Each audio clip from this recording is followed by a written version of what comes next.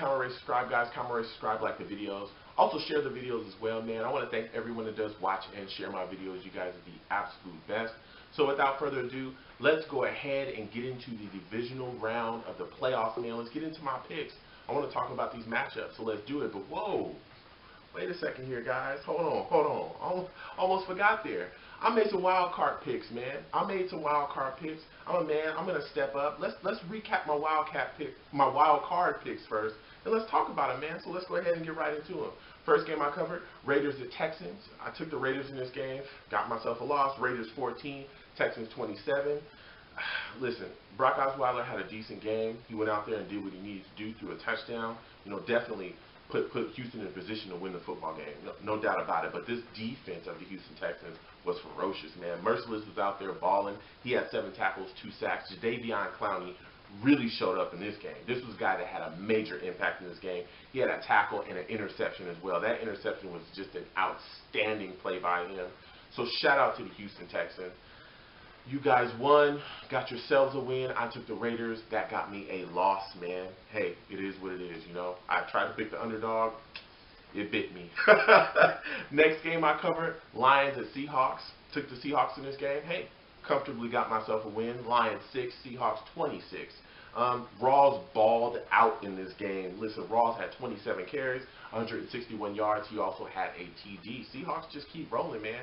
They put it together and they get the job done. So hats off to the Seahawks fans. You got yourselves a win. I chose you guys. I got myself a win as well, so I'm happy about that. Last but not least, guys, the final game that I chose, Giants, Packers. Took the Giants in this game. Really thought the defense would shut them down. Early, it did look that way. They were able to kind of corral Aaron Rodgers in this offense early, but then things just went awry. Guys dropping footballs, things just not working out the way I thought it would be. And that got myself a loss for picking the Giants, okay? Giants 13, Packers 38. Oh, take that L from me, man. Listen, Aaron Rodgers went off. After, struggling in the first, was able to get a Hail Mary thrown up before the half. That was a touchdown. They just got things going. The Giants, there was just a lot of miscues offensively. Things just started going awry. Like I said, Odell Beckham dropping footballs. This other guys on the other wide receivers as well dropping footballs too. It was just a mess out there. But Aaron Rodgers was 25 40. He had 362 yards throwing the ball. Also had 4 TDs, man. Woo. Aaron Rodgers just said, listen, I'm not going to stop. I'm the man out here, and I'm going to show you guys what's up. And he did. So hats off to Packers fans. You got yourselves a win. I chose the Giants. That takes me a loss, all right? So it is what it is. I got a loss, whatever. So let's go into my divisional round picks, man, because, wild card was last week. I'm putting that in the past, all right? I'm moving forward, guys. That's what you got to do in this league. You got to keep moving forward, and that's what I'm going to do. So first game I want to cover, Texans at Patriots, man. Listen, the Texans have got to get after Tom Brady in this game. You cannot let this guy feel comfortable and be in his spot and just throw the football around all willy-nilly. You have to hit him. You have to make him feel it. He's got to be sore, extremely sore, at the end of this game from just getting rocked left and right. They have got to run the football offensively. And I'm not just talking about run the football like a couple carries. No, you must tote the rock effectively. This is a Patriot defense that you can run at. And you can gain some yards there, but another reason why I'm saying this is because you do not want to put the ball in the hands of Brock Osweiler. You don't want to do that. You don't want to ask this dude to throw you into a game because he will throw you out of a game every time. I get it. He had a decent game against the Raiders, but again, Brock has been so up and down this year. Can you trust putting the ball in the hands of that guy? There's no way you can. There's no way you can be asking this dude to do too much. If you run the ball effectively, that'll take a bit of the pressure off of him. You can work other things out under that screens, play actions, all types of stuff. Just the field will open up, man. So you have to effectively run the ball in this game, and you have to limit your turnovers offensively as well. Let me tell you something. Like I said, I think Brock had a good game against the Raiders. This is not the Raiders, okay? You turn the football over against the Patriots, you're going to have a long day ahead of you. Absolutely. They will take advantage of every single turnover you give them. You look at the Pat side, and you're saying to yourself, listen, the Pats just got to keep Tom Brady upright. They have to limit the special team mistakes here. I know a lot of people have not talked about that. The Patriots had some special team miscues, muffed punts, just fumble kickoff returns, all types of different stuff going on special teams, which isn't typical of the Patriots at all. They're a very mistake-free team. They don't make the big mistakes. They don't give you turnovers. They don't do those things. But let me tell you something. That special teams had some issues this year, especially towards the end of the season.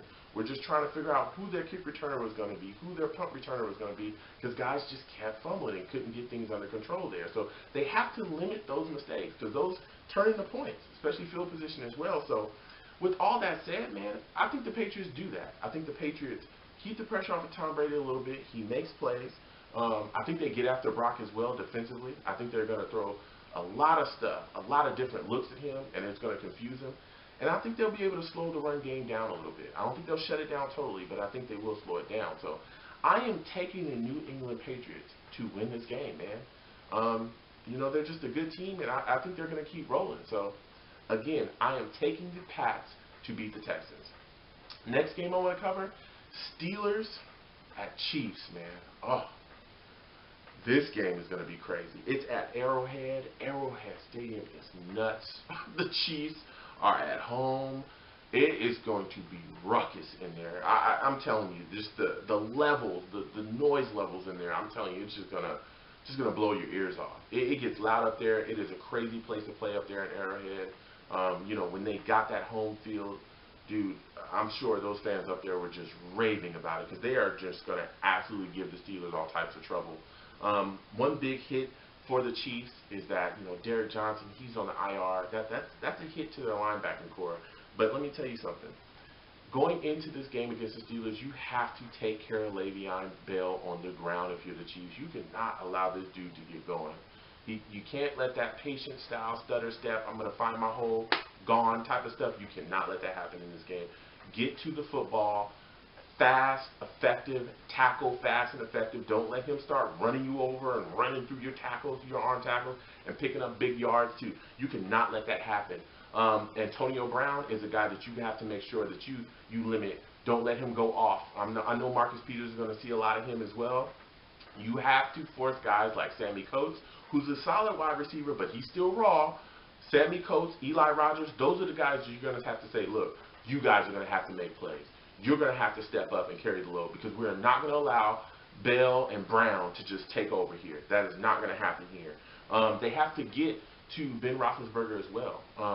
You know, Ben's tough to bring down. We all know it. Justin Houston's coming back. Hey, he's got to be effective in this game. He's got to find some type of way to get after Big Ben and get him on the ground, man. You know, special teams plays is going to be extremely effective in this game as well. Tyreek Hill, that's the guy. Once you talk about the Chiefs, you talk about special teams, this is a dude that is a deadly kick returner, a deadly punt returner. He has to have an effect in this game. Has to. Also, another thing they can do offensively, Travis Kelce got to be a big part of this game. Steelers defense is solid. Okay, they got a lot of names, a lot of guys, you know, that can do things. Especially Ryan Shazier. He's a guy that can move around. Look, you got to take advantage of your matchups, and I think Travis Kelce is going to be able to take advantage of a lot of matchups out there.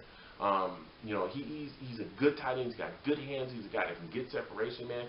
He's got to be a target in this game. Andy Reid has to find a way to get the ball in his hands. You know, outside of that, Spencer Ware, I think, is going to be able to get some balls out the backfield as well. That's another guy that I expect to have a solid part of this game, too. And running the football at the Steelers is always, you know, just keeping them off balance. So that's definitely something you want to throw in there as well. But Travis Kelce got to be a big part of this offense, man. You cannot not get him the football. If you're the Steelers, listen, Le'Veon Bell, they're going to be after him running the football. Get him outside, have him catch some footballs as well. This is a guy that definitely is going to be able to work these backers, especially if they're just trying to pin their ears back and get after Ben. Sammy Coates, like I said, Sammy Coates, Eli, you guys are going to have to make plays out there. You're going to have to make plays. You got to get Justin Houston blocked. He's a guy that's coming back. He's going to be able to get after you. You got to get this guy blocked. You can't let him bash Ben around. Ben's been in a boot as well. You know, Ben plays through everything and anything. So even if he didn't have a foot at all, he would probably still be out there. But his mobility may be more limited, you know, than most of Steeler Nation is trying to lead on to. So if he's just standing back there, hey, you got to make sure that he's, you know, able to deliver the football and able, you know, to stand upright out there. So don't let him just get cracked and dragged out there. So with all that said, man, I know it's surprising a lot of people. I've talked to a bunch of people. I am taking the Kansas City Chiefs to win this football game, man. I don't know. I just got a feeling. I think it's going to be a very tough game. I think it's going to be very hard fought. I think it's going to be just absolute, just lock until like the fourth quarter. And I think the Chiefs score a touchdown and pull away. And I think the Steelers will actually get a shot to drive down the field, and I think the Chiefs' defense will stop them. That's literally how I envision this game, is the Chiefs actually getting a stop defensively to win this football game. So, again, I am taking the Kansas City Chiefs to win this game. And my last game that I want to talk about, man, Packers at Cowboys. Oh, man, it is tough. The Packers got themselves a win against the Giants. They come into this game, and they take a big hit, man. Jordy Nelson just took a big-time rib shot, big-time rib injury in that Packers game. They're hoping that he plays this game. I don't think he will, and even if he does, he's definitely not going to be 100% healthy. So you're looking at the situation, you're saying, hey, all right, other guys on this offense have got to step up, because Jordy was a big-time weapon this year for Aaron Rodgers. So guys like Davante Adams, Cobb has got to step up. A guy that nobody's really talking about, and his production is kind of, I don't know, it's kind of missing, is Jared Cook. Jared Cook has got to step up. That's a tight end for the Packers, just in case nobody else knew about him. He's got to step up. We've got to see more production out of him. Ty Montgomery is also, you know, we all know he's a running back. He plays the running back role for them. He's also a wide receiver. You know, so I suspect we're going to see a lot of him being moved around, you know, being able to put in position to be lined up with linebackers, take advantage of matchups and mismatches. But guys have got to step up in the absence of Jordy Nelson. It's the playoffs. It sucks that that he's in the situation he is with his ribs, but you got to move forward. This is the NFL. So again, I'm looking for Davante Adams to really make his presence known in this game. You look at the Cowboys side, and the first thing that I'm asking myself is, can these two rookies, in Dak and Ezekiel Elliott, can they do in the playoffs what they've done in the regular season? Because I don't think that the Packers have any type of answer for this running game. I really don't. But can Zeke do it on the big stage, man? Can he do it? That's my question. Can he do it? Can they get after Aaron Rodgers? Because this is a guy, Aaron Rodgers, we all talk about. Look, he can spread the football around. Don't get it twisted. Just because Jordy's not playing doesn't mean he's any less deadly. This is a guy that can find other guys on this offense. This is a guy that can make plays as well with his feet. Don't get it confused. Aaron will take off for a 10, 15-yard run, and before you know it, it's first down again, and he's got the ball back out there. I mean, he is known for doing that, man. You know, and that's the question for the Cowboys is, how do you effectively attack Aaron Rodgers? You know, don't over pursue. Don't give him a lane to run in. What are you going to do with these other guys that are going to be stepping up? How are you going to handle Cobb? How are you going to handle Davante Adams? You know, Morris Claiborne, you know, what's going on with him? Is he back? If he's going to be back, he's going to play a key role because he's going to be matched up with those guys. Now that Jordy is, you know, even if he plays, is not going to be 100%. You know, and with that all said, man, I'm taking the Cowboys to win this game. I just think the Packers don't have a lot of answers defensively to stop the Cowboys. And I think the Cowboys are going to be able to do some things to kind of corral Aaron Rodgers. I don't think they shut him down totally, not at all. But I think they slow it down just enough so that they can take this game. So again, I am taking the Dallas Cowboys to win this football game. So now, guys, it's a portion of the show that you guys love so much. I've gotten a lot of feedback about this.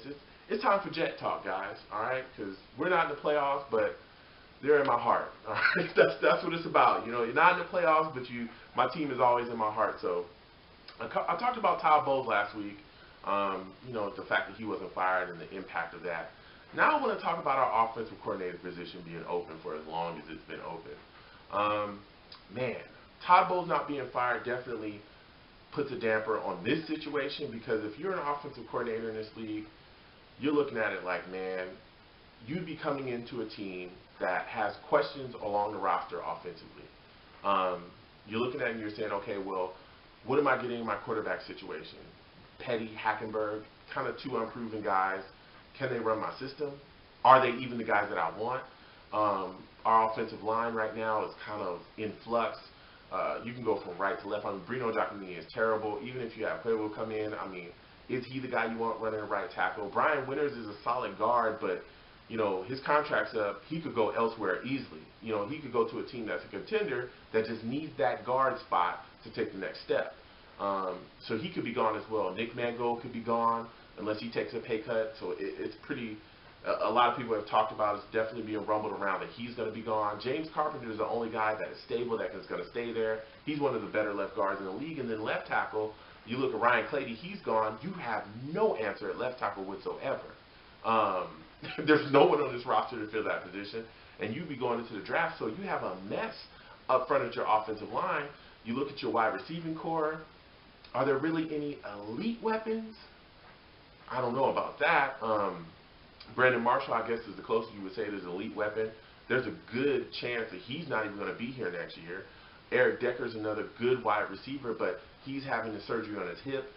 All things indicating that he's going to probably miss some time going into the season next season. So now you're looking at the situation. You got Quincy Enunwa, Robbie Anderson, Sharon Peake, Devin Smith. You know, you got this young wide receiving core that you're going to have to mold as well. But again, where's the elite weapon? Quincy Enunwa is a good wide receiver, don't get me wrong, but has he proven to anyone that he can be an elite number one? Not so much. You look at your tight end position. You got ASJ, you know, Austin Seferian-Jenkins. That guy's a question mark. There's just so many question marks about this offense. I mean, Bilal Powell's a solid running back, but Matt Forte is an older guy. I mean, there's just so many questions here. It's like when you match us up against some of these other, you know, other jobs that are open, other offensive coordinator positions that are open with other franchises, you know, we're not as attractive as those other jobs. They have other weapons. They have better weapons. Guys that can pretty much fit every single system and be effective in every single system. So it's like, man, but I think the number one reason why most people will look at this job and say it's unattractive, and one of the reasons why it's been open for so long, even though there's so many big names out there, is the fate of Todd Bowles. Again, if you're an offensive coordinator, why would you want to come into a situation where a coach is on the hot seat? This is a guy that all reports indicate is probably not going to be here next year. Really shouldn't even be here this year, but damn sure probably is not going to be here next year. You know, you look at this roster and you look at our situation. If Todd Bowles doesn't perform, the mark is different when you talk to different people. But dude, he's not going to be here if he keeps doing the bonehead stuff that he's done these last 2 years. And again, all things indicating going into next year, he's going to keep doing bonehead stuff. So if you come in here and he's on the hot seat, when he gets fired, guess what? You get fired too. Okay, you're gone. and I think that's one of the big things that is definitely hampering this situation. No one wants to come into this situation with a head coach on the hot seat. No one wants to do that. You know, we were looking at John DeFilippo from the Eagles quarterbacks coach. This was a guy that was instrumental in the maturity of, or in the maturation of Carson Wentz, man. This guy helped this young kid come in and just rip up the league. And he's definitely shown promise and definitely shown that he could be a leader for the Eagles in the future. So that was a name that we had out there. The Eagles denied us access to him. There's been other names out there as well. Norv Turner, Bill Musgrove. There's a lot of other names. No one has been indicated coming in for interviews. So it's like, I mean, what do you do? The next name that we have here is Eric Stootsville, a guy from the Denver Broncos. He's a running backs coach. I mean, man, does anybody want this job? I mean, he's the only name that we have. Oh, man, I'll tell you what. You know, firing Chan Gailey, you know, and I talked about it when it happened, you know, firing Chan Gailey, a guy that, you know, honestly, when it happened, I said, all right, you know, I get it. He didn't have a great year. But if you're an offensive coordinator, you're looking in that situation as well, because this guy just set franchise records last year for you offensively. Went 10-6 with you. Coming in this year, has a bad year, you fire him. That's another thing you're looking at the situation is like, dude, he set franchise records. You got rid of him last year because of one bad year. I mean, it kind of is what it is, man. This is just a tough situation. You know, maybe we hire this guy Stootsville from the Broncos, and he comes in, and we'll see what we have of him. But I definitely think, other than that, we'll probably end up getting some college coordinator in here at this point. And what's crazier about that is how it messes up the future, because you could end up giving these two young quarterbacks that we're trying to develop, that for all signs have indicated that we do not really have an effective plan to develop these two young guys in Petty and Hackenberg. And they could end up having 3 offensive coordinators in their time here. That is a perfect way to just destroy a young quarterback. Just a perfect plan to just wipe his growth off the charts. Just absolutely just lay waste to his chances to be an effective a quarterback in this league. Just give him 3 different coordinators, 3 different systems. You'll figure it out. New York Jets, man, whatever. I love the team, but this is a clown show. But it is what it is. We're moving forward. We'll see what happens, see what names end up here. I'm still hoping with all of my heart that we can get a coordinator in here that is proven somewhere else, and can come here and mold these young guys. But all signs indicate that that's not going to happen. So we'll see what happens. But it's going to be a long road, I'll tell you that. So again, guys, comment down below. Please comment, rate, subscribe, guys. Comment, rate, subscribe, like the videos. I want to thank everyone for sharing the videos. Everyone from overseas that comments or hits me up in my inbox as well. You guys are the best, man. Thank you, all the Jets fans, for watching my stuff. I also want to thank everyone for sharing the videos as well. You guys are the absolute best. Comment down below. Let me know what you guys think. Your team's not in the playoffs, because I get a lot of people just from around the NFL that like to watch my videos as well. Let me know what you guys think about your teams. What do you guys need to prove in the offseason? How do you feel about your coaching searches, if you guys have any coaches that have been fired? So have a great day with your families, guys. Enjoy your time watching footballs, man. Have a good day.